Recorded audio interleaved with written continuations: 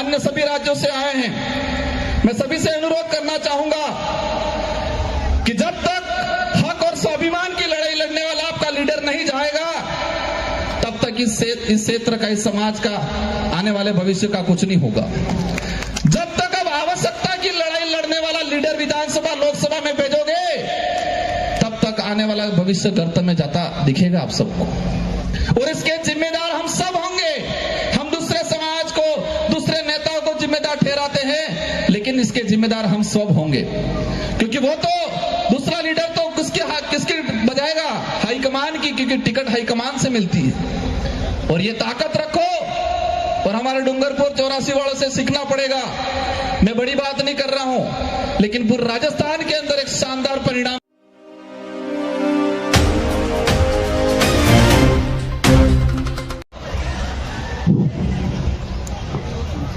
अगले वक्ता को मैं मंच पे आमंत्रित करने से पहले very young and dynamic political leader, दूसरी टर्म एमएलए वाला इलेक्शन जीतकर 84 से आते हैं राजस्थान से, तालियों के गड़गड़ाहट से राजकुमार रोज को मैं ससम्मान मंच पे आमंत्रित करता हूं। आप राजकुमार रोज जी। जनप्रतिनिधि से हम ऐसी आशा रखते हैं कि वो शॉर्ट एंड स्वीट में अपना स्पीच रखे, क्योंकि पूरा दिन उन्होंने सुना है जनता की आवाज, तो अभी जनप्रतिनिधि की आवाज हम सुनेंगे। आप राजकुमार जी।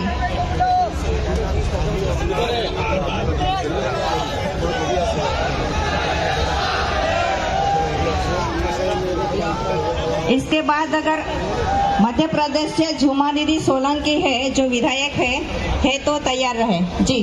आप राजकुमार जी। सबको जय जोहार। थकान तो महसूस नहीं हो रही है? संचालक महोदय ने कहा है बहुत शॉर्ट एंड स्वीट में बोले। मैं कोशिश करूंगा कि मेरी भावना, मेरी बात बहुत कम शब्दों में, बहुत कम समय में रखूं। 31वां आदिवासी सांस्कृतिक एकता महासम्मेलन में विभिन्न राज्यों से और अन्य देशों से पधारे हुए हमारे अतिथि, हम सब यहाँ पर एकत्रित होके हमारे आदिवासी समाज को किस दिशा में ले जाना है, हमारे आदिवासी समाज के संवैधानिक हक अधिकार और हमारे आदिवासी समाज की संस्कृति का संरक्षण, संवर्धन को लेकर चर्चा कर रहे हैं। आज मेरा वक्तव्य शुरू करने से पहले मैं इस मंच से मेरी 84 की जनता को नमन करना चाहूंगा, धन्यवाद देना चाहूंगा कि 84 की जनता ने मुझे दूसरी बार विधायक बनाया। और मेरे से पूर्व हमारे झारखंड से आए हुए मैडम ने बताया था सिलेक्शन का, भले इलेक्शन हुआ हो लेकिन 84 की जनता ने मुझे सिलेक्शन किया था, और मेरी टिकट, मेरा सिलेक्शन 84 विधानसभा की जाजम पे हुआ था, 84 के कार्यकर्ताओं ने किया था, और वही हमारा हाईकमान है। मेरी 84 की जनता ही हाईकमान है। मेरी 84 की जनता ही टिकट भी देती है और वोट भी देती है, और इसी बदौलत 1,11,000 वोट मुझे मिले और राजस्थान के अंदर मैं दूसरी बार विधायक बना, और हाईएस्ट वोटों से परसेंटेज के मामले में 1 नंबर और बाकी संख्या के मामले में दूसरे नंबर पे मेरा नंबर रहा। इसके लिए मैं 84 की जनता को धन्यवाद देना चाहता हूं। आज देश में हो क्या रहा है,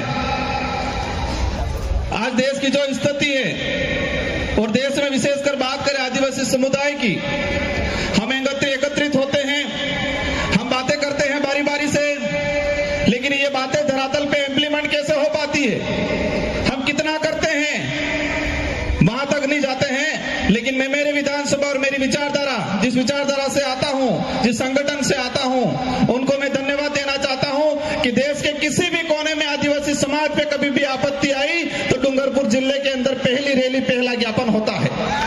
भले मणिपुर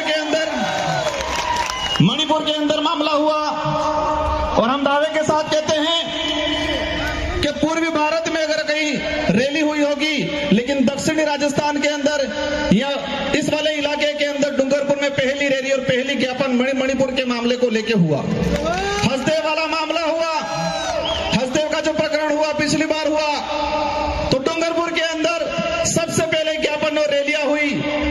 किसी भी प्रकार के कोई भी केवड़िया का मामला हुआ, केवड़िया का जैसा मामला हुआ, हमारे संगठन के लोगों ने डूंगरपुर जिले उदयपुर संभाग के अंदर और विशेषकर हम हर बार पूरे बिल प्रदेश के एरिया के अंदर सभी जो उपखंड कार्यालय हैं वहां पर ज्ञापन देने का काम करते हैं। वो इसलिए होता है हर बार क्योंकि आदिवासी समाज की, हमारे आदिवासी परिवार की एक विजन बुक है और इस विजन बुक के तहत आदिवासी परिवार की सिलेक्शन प्रणाली और सिलेक्शन प्रणाली से हमारा विधायक और हमारा प्रधान चुना जाता है। तो वो विधायक मैं खुद मान लो हम जनता के प्रति जवाबदेही है, न कि हाईकमान के प्रति, क्योंकि जनता ही, हमारे क्षेत्र की जनता हमारा सिलेक्शन करती है, तो हम जनता के प्रति जवाबदेही हैं। तो ये व्यवस्था पूरे देश के अंदर आदिवासी जहाँ है वहां पर ये होना चाहिए।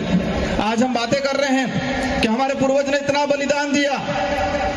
मैं एक बात बोलना चाहूंगा कि हम कुछ कर पाए नहीं कर पाए, लेकिन इतना काम जरूर करना है कि हमारे पूर्वजों ने जो व्यवस्था बनाई है, हमारे पूर्वजों ने जो लड़ झगड़ के लाखों बलिदान दे के ये जो संवैधानिक प्रावधान जो हमको दिए हैं, जो शेड्यूल 5 या शेड्यूल 6 का है, और इन प्रावधानों के तहत हमको आदिवासी होने का प्रमाण पत्र मिलता है और वो प्रमाण पत्र मिलता है तब हम एमएलए एमपी बनते हैं। अगर वो प्रमाण पत्र नहीं मिलता तो हम एमएलए एमपी नहीं बनते।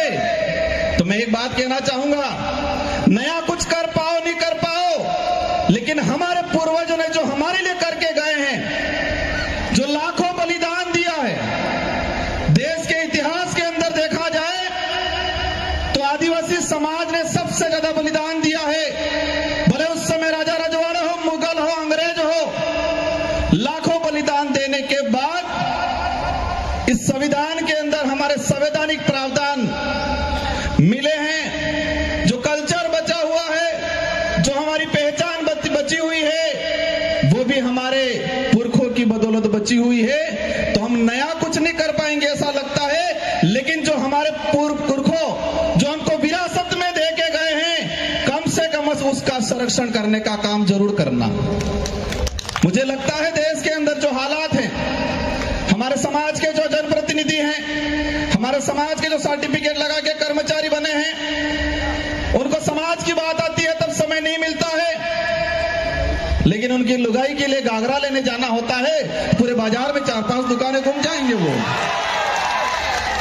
लेकिन उस कर्मचारी, उस नेता को समझना पड़ेगा कि जिस सर्टिफिकेट लगा के मैं विधायक बना हूं, प्रधान बना हूं, सरपंच बना हूं, जिस सर्टिफिकेट को लगा के मैं अधिकारी कर्मचारी बना हूं, वो सर्टिफिकेट लाखों आदिवासियों के बलिदान के बावजूद हमको वो सर्टिफिकेट मिला है, ये बात समझनी पड़ेगी। आज आंदोलन हो रहे देश के अंदर, जहां पर जो आपत्ति आई, आज हसदेव को लेके हो रहा है। हम हसदेव के आसपास से लोग आके मंच पे हम समाज की बात कर लेते हैं, लेकिन उसके लिए लड़ कितना रहा है पूरे देश के अंदर। जो आने वाली पीढ़ी है, वर्तमान जो युवा है, हमारे जो बुजुर्ग हैं, उनके अंदर भावना डालनी पड़ेगी कि देश के किसी भी कोने में कहीं पर भी आदिवासियों पे आपत्ति आई तो हम सबको पूरे देश में एक साथ, एक ही दिन, एक ही समय हमें ज्ञापन देना पड़ेगा, रैलियां निकालनी पड़ेगी। तब लगेगा कि देश के अंदर आदिवासी समाज एकजुटता हुआ है, एकता के सूत्र में बांधा गया है, ये तब लगेगा। आज देखता हूं मैं आंदोलन की बात, आज यूसीसी समान नागरिक संहिता, मैं इसकी बात इसलिए कह रहा हूं कि मेरे पूर्व पैसा एक्ट की बात हुई, मेरे पूर्व 13-3 की बात हुई, लेकिन समान नागरिक संहिता अगर देश में लागू होती है तो क्या पैसा एक्ट पे असर नहीं पड़ेगा? मैं सवाल करना चाहूंगा कि यूसीसी लागू होती है तो क्या हमारा संवैधानिक प्रावधान शेड्यूल 5, शेड्यूल 6, एट्रोसिटी एक्ट, पैसा एक्ट, इस पे क्या हमारा असर नहीं पड़ेगा? लेकिन इसके लिए हम नहीं बोल रहे हैं। हमें समय नहीं गुजारना है, हमें टाइम पास नहीं करना है, हमें आने वाली पीढ़ी के लिए लड़ झगड़ के, हमारे पूर्वजों ने जो बलिदान दे के जो प्रावधान किए हैं उनका संरक्षण करने का काम करना है। आज आंदोलन की बातें होती है, आंदोलन धीरे धीरे सड़कों से, धीरे धीरे कलेक्ट्रियों से खत्म होने लग गया, सोशल मीडिया पे आ गया है आंदोलन। और जो हमारे समाज की जो स्थिति बन रही है, जो लग रहा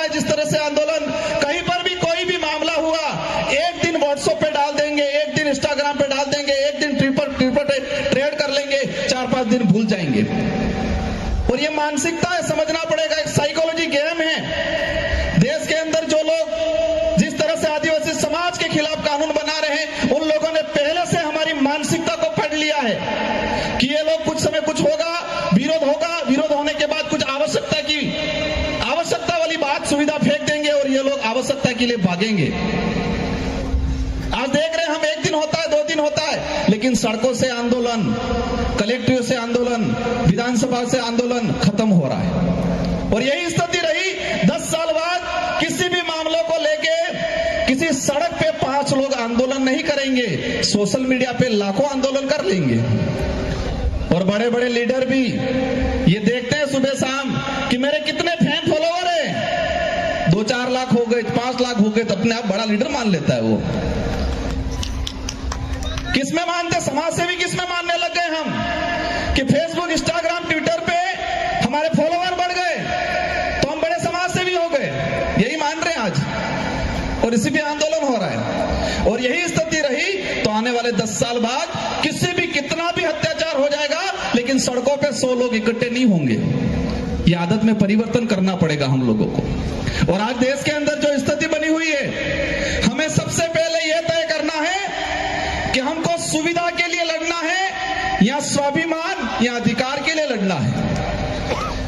देश के अंदर हम सुविधा के लिए लड़ रहे हैं, आवश्यकता के लिए लड़ रहे हैं, लेकिन अधिकार और स्वाभिमान की लड़ाई नहीं लड़ रहे हैं। और हर मंच पे एक ही बात होती है, अगर स्वाभिमान या अधिकार की बात करेंगे तो आवश्यकता और सुविधा नहीं मिलेगी। और यही हो रहा है।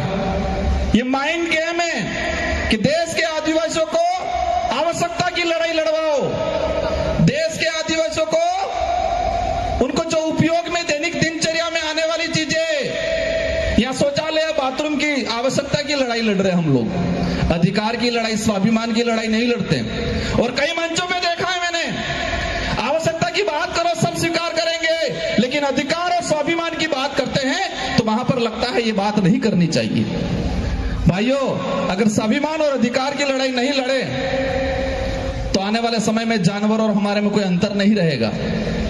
क्योंकि आवश्यकता की लड़ाई जंगल में रहने वाली सियार भी लड़ती है कि मुझे कब खाने का मिल जाए मैं खा लूं, और उसका पेट भर जाता है, वो सो जाती है, और फिर जरूरत पड़ती है, इसको आवश्यकता है, इसको पेट को आवश्यकता पड़ी, वापस शिकार पे निकल जाती है, जब भी मिलता है खा के सो जाती है। तो हमें तय करना है कि स्वाभिमान की लड़ाई लड़नी है, अधिकार की लड़ाई लड़नी है, या फिर आवश्यकताओं की लड़ाई लड़नी है। और देश में मैंने कई इतनी कम उम्र में देखा मैंने कि हम आवश्यकता की लड़ाई पे ज्यादा फोकस कर रहे हैं, स्वाभिमान और अधिकार की लड़ाई पे ज्यादा फोकस नहीं कर रहे हैं। आज देश की जो स्थिति बन रही है, आज हम जनप्रतिनिधि, मैं खुद भी अपने आप को जिम्मेदार मानता हूं, और मैं हमेशा कोशिश करता हूं कि मेरे समाज के लिए, मेरे क्षेत्र के लिए और आने वाले भविष्य के लिए लड़ाई लड़े।